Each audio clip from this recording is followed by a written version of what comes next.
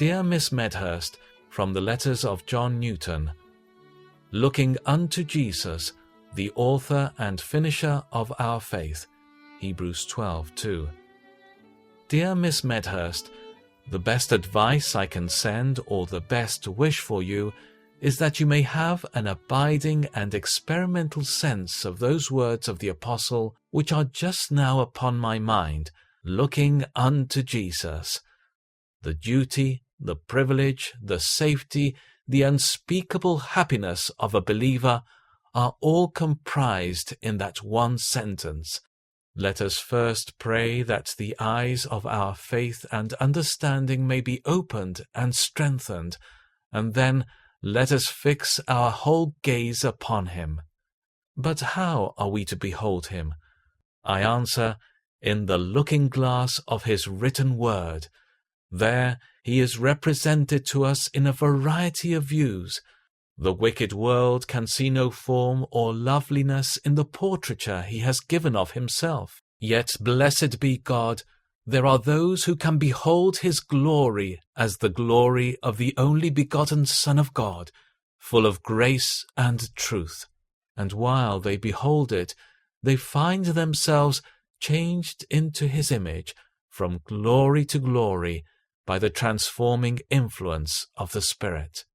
In vain do we use our reasonings and arguments and resolutions to beat down our sins and corruptions and to silence our fears, but a believing view of Jesus does the business.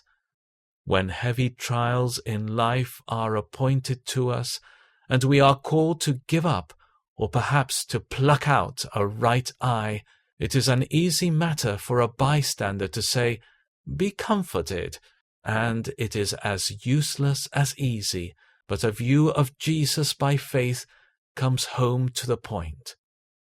When we can fix our thoughts upon him as laying aside all his honors and submitting for our sakes to drink off the bitter cup of the wrath of God to the very dregs, and when we further consider that he who thus suffered for our sins knows and sympathizes with all our weaknesses, that he is now the supreme disposer of all that concerns us, that he numbers the very hairs of our heads, appoints every trial we meet with in number, weight, and measure, and will allow nothing to befall us but what shall contribute to our good. This view, I say, is a medicine suited to the disease, and powerfully reconciles us to every cross. When Jesus is upon our thoughts, either in his humbled or his exalted state, either as bleeding on the cross or as worshipped by all the host of heaven, then we can ask the Apostle's question with a befitting disdain: shall we continue in sin that grace may abound? God forbid! What? Shall I sin against my Lord, my love, my friend, who once died for my sins and now lives and reigns on my behalf? What? Shall I sin against my Redeemer, who supports and leads and guides and feeds me every day? God forbid! No, I would rather wish for 1,000 hands and eyes and feet and tongues, for 10,000 lives, that I might devote them all to his blessed service.